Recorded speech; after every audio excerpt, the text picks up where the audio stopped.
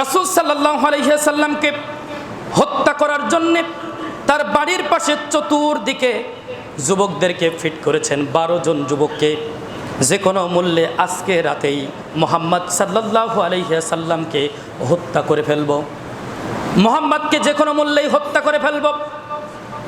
জিবরাইল আলাইহিস সালাম এসে আল্লাহর নবীকে খবর দিলেন, ইয়া রাসূলুল্লাহ সাল্লাল্লাহু আলাইহি ওয়াসাল্লাম, আপনাকে এখন হিজরত করতে হবে মক্কা থেকে মদিনায়, মক্কা থেকে মদিনায় হিজরত করতে হবে। রাসূলুল্লাহ সাল্লাল্লাহু আলাইহি ওয়াসাল্লাম সাহাবীদেরকে বললেন যে আমার এখান থেকে চলে যেতে হবে, নির্দেশ এসেছে। সাহাবা একরামদের সাথে যখন পরামর্শ করলেন, আবু বকর সিদ্দিক রাদিয়াল্লাহু তাআলা আনহু বললেন, ইয়া রাসূলুল্লাহ সাল্লাল্লাহু আলাইহি ওয়াসাল্লাম, আমিও কি আপনার সঙ্গী হতে পারি? রাসূলুল্লাহ সাল্লাল্লাহু আলাইহি ওয়াসাল্লাম বলছেন, আচ্ছা ঠিক আছে, আমি পরে বলছি। আল্লাহর রাসূল সাল্লাল্লাহু আলাইহি ওয়াসাল্লামের কাছে ওহী আসলো।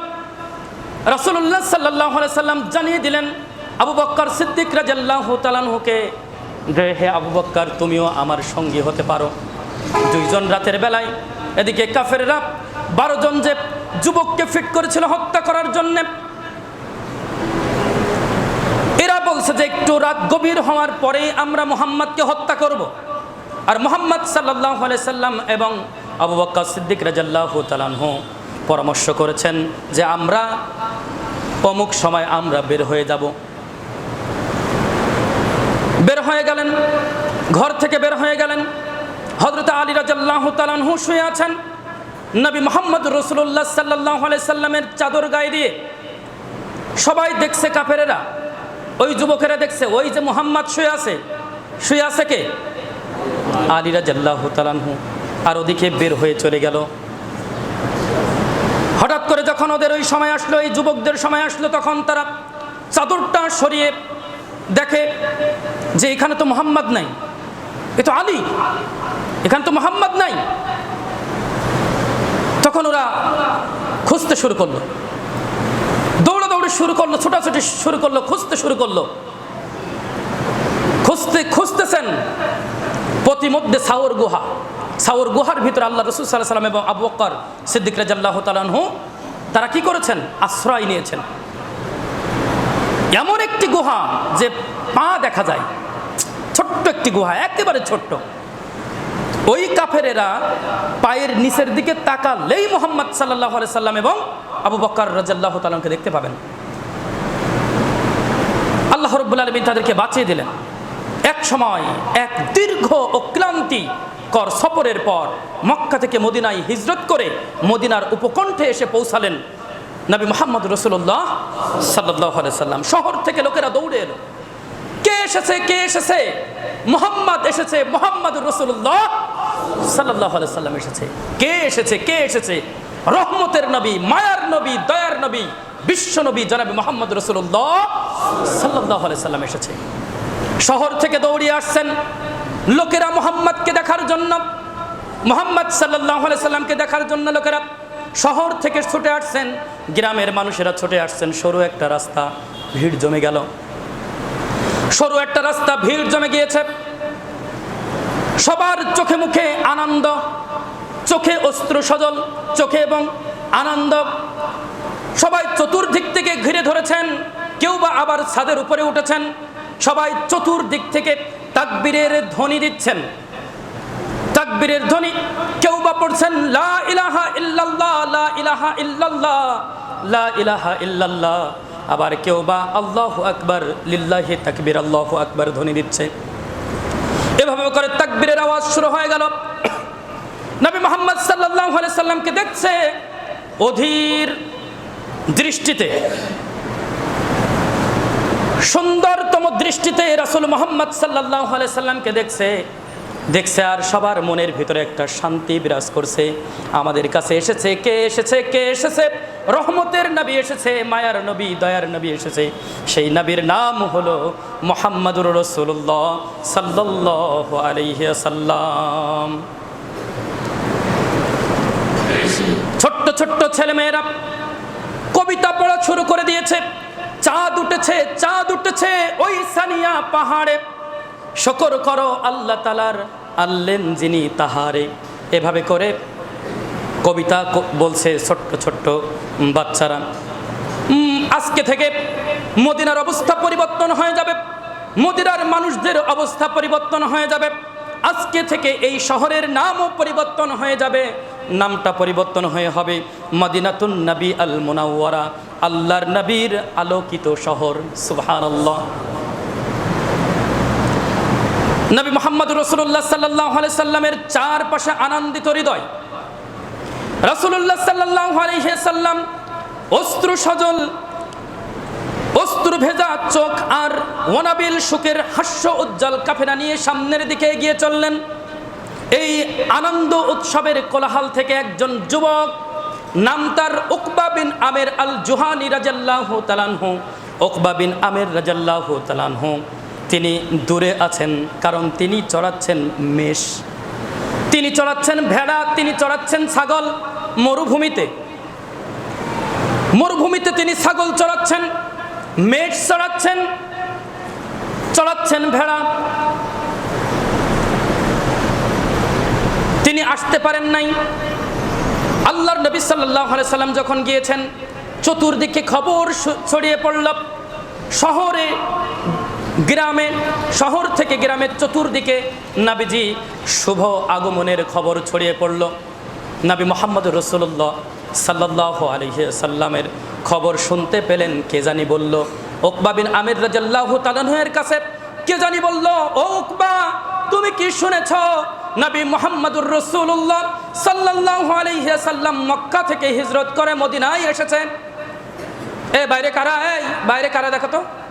দেখো তো বাইরে কারা গল্প করছে ওখানে দাঁড়িয়ে। কত বড় বদমাইশেরা! এই ভিতরে ছিল, ভিতর থেকে ওরা বাইরে গিয়েছে গল্প করতে।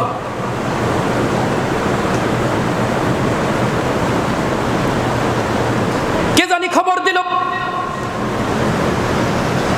ও উকবা, মক্কা থেকে মদিনায় এসেছে নবী মুহাম্মদুর রাসূলুল্লাহ সাল্লাল্লাহু আলাইহি সাল্লাম। নবী মুহাম্মদুর রাসূলুল্লাহ সাল্লাল্লাহু আলাইহি সাল্লাম এসেছে, এই খবর উকবা বিন আমির রাদিয়াল্লাহু তাআলা শোনার সঙ্গে সঙ্গে দিলেন দৌড়। সুবহানাল্লাহ। দৌড় দিয়ে নবী মুহাম্মদুর রাসূলুল্লাহ সাল্লাল্লাহু আলাইহি সাল্লামের কাছে আসলেন। এসে বললেন, ইয়া রাসূলুল্লাহ সাল্লাল্লাহু আলাইহি সাল্লাম, আপনি আমাকে পড়িয়ে দিন, আপনি আমাকে পড়িয়ে দিন, আপনি আমাকে পড়িয়ে দিন লা ইলাহা ইল্লাল্লাহ পড়ান, এবং সাথে সাথে আমার আনুগত্যের শপথটা আপনি নিয়ে নিন। সুবহানাল্লাহ। উকবা বিন আমির রাদিয়াল্লাহু তাআলা আনহু সহ ওখানে আরো 12 জন ব্যক্তি। এই বিষয়টা আমি ভাবছিলাম, বলুন তো দেখি, আল্লাহর নবী সাল্লাল্লাহু আলাইহি সাল্লামকে মারার জন্যে কতজন ওই ঘরের চতুর্পাশে পাহারা দেওয়ার জন্য মুশরিকরা ফিট করেছিল? 12 জন। আলহামদুলিল্লাহ, শুনছেন? এটা শুনবেন এভাবে করে। 12 জনকে ফিট করেছে কি জন্য? আরে মুহাম্মদ সাল্লাল্লাহু আলাইহি সাল্লামকে হত্যা করার জন্য। ওই উকবা বিন আমির রাদিয়াল্লাহু তাআলা সহ ওখানে একসঙ্গে 12 জন আল্লাহর নবী সাল্লাল্লাহু আলাইহি সাল্লামের কাছে ইসলাম গ্রহণ করেন। সুবহানাল্লাহ। 12 জন একসাথে দেখিয়ে দিচ্ছেন, আল্লাহ দেখ, তোরা 12 জন ফিট করেছিলি, একসাথে 12 জনকে আমি ইসলাম গ্রহণ করালাম। সুবহানাল্লাহ। নবী মুহাম্মদুর রাসূলুল্লাহ সাল্লাল্লাহু আলাইহি সাল্লামের কাছে যখন উকবা গেল, উকবা গিয়ে বলছে যে আমাকে আনুগত্যের শপথ গ্রহণ করিয়ে দিন। উকবা বিন আমির রাদিয়াল্লাহু তাআলা যখন এই কথা বললেন, নবী মুহাম্মদুর রাসূলুল্লাহ সাল্লাল্লাহু আলাইহি সাল্লাম বললেন, মান আনতা, তুমি কে? জিজ্ঞাসা করলেন। রাসূল সাল্লাল্লাহু আলাইহি সাল্লামকে চিনেন না তো, তুমি কে জিজ্ঞাসা করলেন। উকবা বিন আমির রাদিয়াল্লাহু তাআলা বলছেন, আনা উকবা ইবনে আমির আল জুহানি, আমি উকবা ইবনে আমির আল জুহানি। তখন রাসূল সাল্লাল্লাহু আলাইহি সাল্লাম বললেন, আইয়ুহা তাতাখায়্যারা, তুমি কোনটা বেছে নিবে? মানে তুমি কোন শপথটা গ্রহণ করবে? মুহাজিরের শপথ নাকি বেদুইনের শপথ? মুহাজিরের শপথ গ্রহণ করবে নাকি বেদুইনের শপথ গ্রহণ করবে? মুহাজির বলতে যারা হিজরত করে এক স্থান থেকে আরেক স্থানে, আর বেদুইন বলতে যাযাবর, যারা ওই মরুভূমিতে ওই পশু চড়িয়ে চড়িয়ে বেড়ায়, তাদের এক জায়গায় কোনো বসবাস নেই, এক স্থান থেকে আরেক স্থানে, আরেক স্থান থেকে আরেক স্থানে, এরকম। এই আমাদের সমাজে বেদি আসে না, দেখছেন না যে ওরা এক স্থান থেকে আরেক স্থানে চলে যায়, মানে এইরকম। ওদেরকে কি বলে? যাযাবর, বেদুইন বলে। তো তুমি কোনটা গ্রহণ করবে? তখন উকবা বিন আমির রাদিয়াল্লাহু তাআলা আনহু বললেন, উরিদু আন উকসিমু কা মুহাজিরিন, যে আমি মুহাজিরের এই শপথটা গ্রহণ করতে চাই। মুহাজিরের শপথটা গ্রহণ করিয়ে দিলেন। ওই রাতটা তারা ওখানে থাকলেন। ওই রাতটা ওখানে থেকে পরদিন সকালে সবাই চলে গেল। কয়জন বলেন তো? 12 জন। একসাথে কয়জন? 12 জন। গেল যেখানে তারা পশুগুলো রেখে এসেছিল সেখানে চলে গিয়েছে, কিন্তু তাদের মনে ভালো লাগে না। কি করা যায়, কি করা যায়? নবী মুহাম্মদুর রাসূলুল্লাহ সাল্লাল্লাহু আলাইহি সাল্লাম এসেছেন, আমরা দিন শিখতে পারছি না।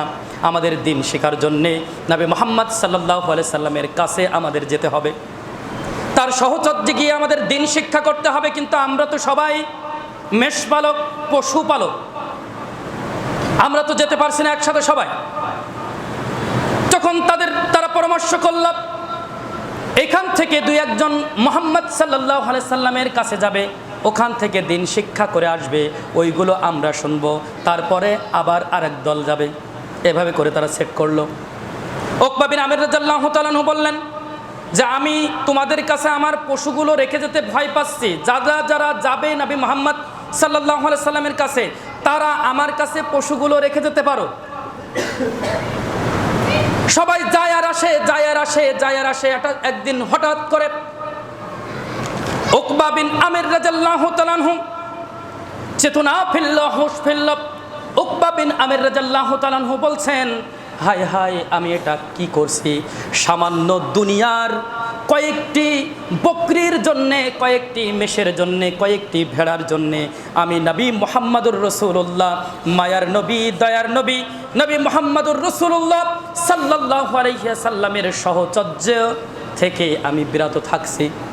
কি ভুলটা আমি করতেছি?